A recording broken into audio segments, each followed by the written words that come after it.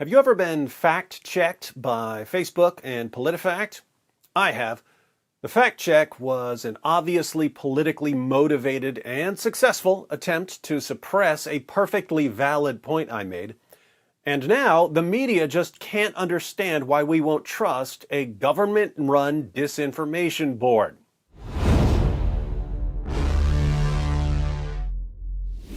Disinformation is a problem. It's a problem that people can flood the world with false claims and conspiracy theories.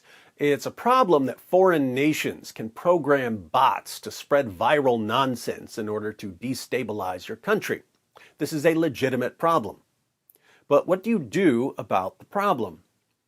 Well, what you don't do about the problem is give your government new powers to suppress speech, because shocker, your government won't just use that power to suppress actual disinformation spread by foreign enemies. It will use that power to suppress your valid criticisms of the ruling party.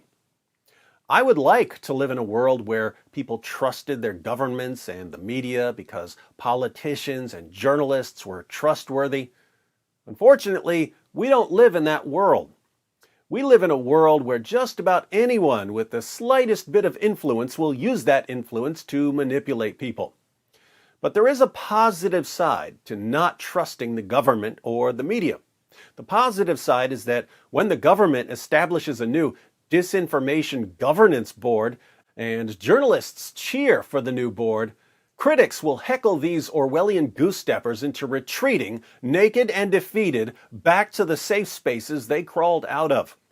Yes, after only 3 weeks of being mercilessly ridiculed as the Ministry of Truth, the Disinformation Governance Board has died a humiliating death. We'll read a bit about the timely death of the Ministry of Truth from the Lords of Disinformation, CNN, and then I'll share what happened to me when I was fact-checked by Facebook and PolitiFact, so we can see why these kinds of government boards will always be a horrible idea.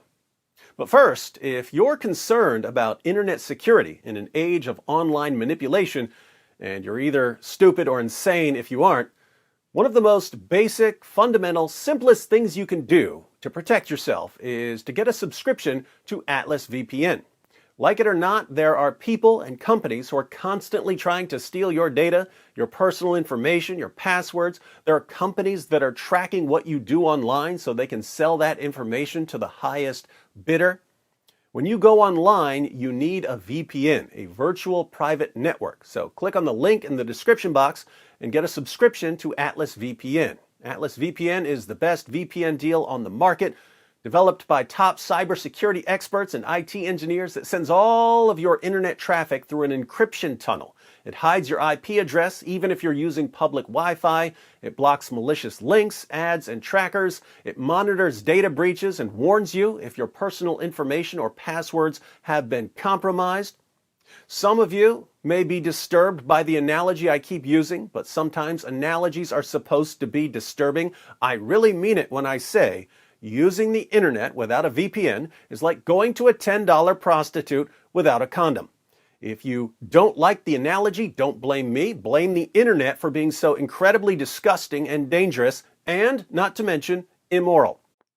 If you sign up now, you can be fully protected for just $1.99 per month. That covers all of your devices with one subscription. So click the link in the description box, download the app, get a subscription, and turn it on. Going from horribly exposed to extremely safe will only take you a couple of minutes. So get Atlas VPN and practice safe surfing. Now, let's read about what just happened to the short-lived Disinformation Governance Board. CNN, the self-proclaimed most trusted name in news, reports, the disinformation expert hired to run the Department of Homeland Security's newly created Disinformation Board has resigned after the department paused the board. Nina Jankowicz, a disinformation expert with experience working on Ukraine and Russia issues, was tapped to helm the Disinformation Governance Board earlier this month. The interagency team was meant to coordinate department activities related to disinformation aimed at the U.S. population and infrastructure. But Jankowicz's appointment quickly drew condemnation from GOP lawmakers and right-wing media who pointed to her past tweets and statements regarding Hunter Biden's laptop and Christopher Steele, the author of the so-called Steele dossier. After DHS decided to pause the board, Jankowicz made the decision to resign, she said in a statement released through a spokesperson. See that? These GOP lawmakers and right-wing journalists don't trust an obviously biased person to decide what is and what is not disinformation. Shame on them.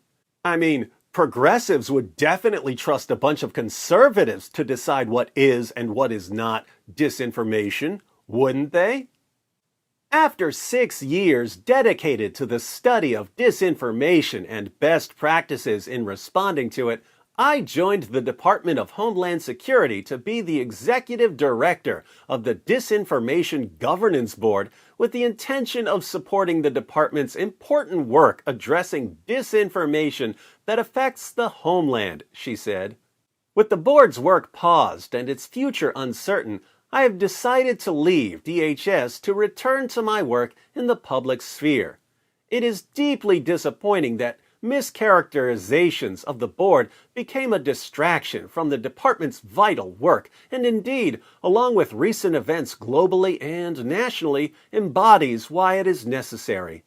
I maintain my commitment to building awareness of disinformation's threats and trust the department will do the same, Jankowicz said. DHS and the White House had previously defended the new initiative and backed Jankowicz to lead it. Bye, Felicia. The Washington Post first reported on the suspension of the Disinformation Board and Jankowicz's resignation. In a statement, a DHS spokesperson said Homeland Security Secretary Alejandro Mayorkas has asked former DHS Secretary Michael Chertoff and former U.S. Deputy Attorney General Jamie Gorelick to lead a review of the board through the Homeland Security Advisory Council. During that review, the board's work will be paused and it will not convene.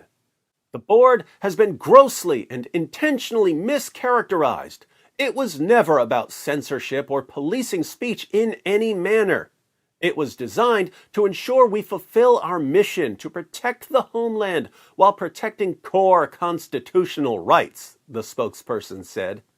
However, false attacks have become a significant distraction from the department's vitally important work to combat disinformation that threatens the safety and security of the American people.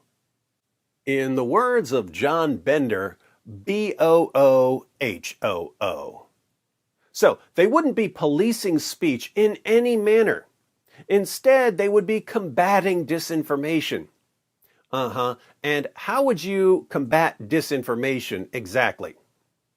By policing speech. It's like real police saying, oh, we're not going to police your neighborhood. Instead, we're going to arrest all the criminals and throw them in jail. Yeah, and that would require policing the neighborhood, wouldn't it? But what if the Ministry of Truth only wanted to police, let's say, Russian disinformation? That would be okay, wouldn't it? Well, if we actually trusted the people who were doing it, maybe. But we don't, because we know what they would actually do. An organization whose only job was to police Russian disinformation would do what? They would label anything that went against their party's interests Russian disinformation. And we've seen these people suppress completely true and accurate stories by calling the stories Russian disinformation. I know they think we're stupid, but they must think we're really, really stupid. How does this work in practice? Well, I don't have to guess because I've been fact-checked. Back in 2020, future President Joe Biden was reading his teleprompter to Muslims to convince them to vote for him, and he quoted a hadith.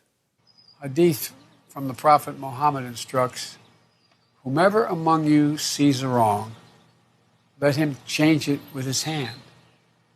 If he is not able, then with his tongue. If he is not able, then with his heart. Now, that sounds like a lovely little teaching. Unless you've actually read it and you know what it means. If you've actually read it and you know what it means, you know that in context, Muhammad was talking about different forms of jihad. If you're strong enough to wage physical jihad, you wage physical jihad. You use your hand. If you're not strong enough to wage physical jihad, you wage jihad with your speech. And if it's too dangerous to wage jihad with your speech, you at least long for jihad in your heart. I thought this was worth pointing out, so I posted a video titled, "Joe Biden Accidentally Calls for Jihad Against America." I put the relevant passages on the screen to prove my point. Pretty standard D-Wood video. But a bunch of people started sharing the video on Facebook, and in articles, it ended up getting hundreds of thousands of views and looked like it was starting to go viral. Then something changed. People started sending me messages saying that the video was labeled as disinformation. It had been fact-checked by PolitiFact and exposed as false. I went to PolitiFact, and part of the response was criticizing other people who were using the points I had made, but the fact check was applied to my video as well, and they did respond to my main point. So we see on PolitiFact, no, U.S. government didn't promote video of Joe Biden calling for a Muslim jihad. Biden did not call on Muslims to wage jihad. He praised many Muslim Americans for promoting peace. Now, I said he accidentally called for jihad, and this is just indisputable. You can watch my original video. The link is in the description box. In the video, I showed the hadiths where Muhammad is specifically referring to 3 different types of jihad. Jihad of the hand, jihad of the tongue, and jihad of the heart. Whoever controls Biden's teleprompter and wanted to win some Muslim votes went to a lame website and cut and pasted something they found without knowing what it was actually about. So I made a video showing what it was about. What was the point? Stop quoting things when you have no clue what they mean. We've been dealing with this nonsense for decades. We don't need another politician misrepresenting what Islam teaches. Pretty straightforward. But again, a lot of people started sharing the video in an election year, so there was a need to suppress it. PolitiFact discusses some of the claims that were made by other sites and then gives the refutation of my argument. Yasir Qadhi, a prominent cleric and dean of the Islamic Seminary of America, said the hadith encourages Muslims to act if they see something that goes against their moral values. If they can't, they should say something about it, or in the very least, disagree with it in their hearts, Qadhi said. Even the radical jihadists don't use this particular hadith to justify their misinterpretations, Qadhi wrote to PolitiFact by email. Jihad in Arabic literally means struggle. Notice, Yasir Qadhi says that radical jihadists don't use this particular hadith. That may be true, jihadis have much better passages to quote than this, but I wasn't making a video about the favorite go-to passages of jihadis. I was making a video about what the hadith actually means. And again, Muhammad said he was talking about jihad. So my point was indisputable, and yet my video was declared to be disinformation, and after it was declared to be disinformation, views plummeted. You may have noticed a more fundamental problem with this fact check. Who did PolitiFact get to fact check my claim? Sheikh Yasir Qadhi. Sheikh Yasir Qadhi is someone I regard as a compulsive liar. Even his Muslim critics have exposed him for saying one thing behind closed doors and then saying something completely different in public. But let's ignore what I think about him. What does he think about me? Is he an unbiased judge of my speech? Tell us what you think about me, Sheikh. I have rarely come across somebody who is more vulgar, vile, foul-mouthed, noxious, repugnant, depraved excuse of a preacher. Whatever he is, David Wood, it is obvious to any person of faith, is not a man of God. He's a vulgar, obscene, evil jerk. I mean, honestly, there's nothing else to be said. That's the guy PolitiFact chose to fact check my video. And that's the problem. If someone says something you don't like, if someone says something that's politically inconvenient to your party, can you find someone who will call the person's speech disinformation? Of course you can. You can even call it Russian disinformation if you wanted.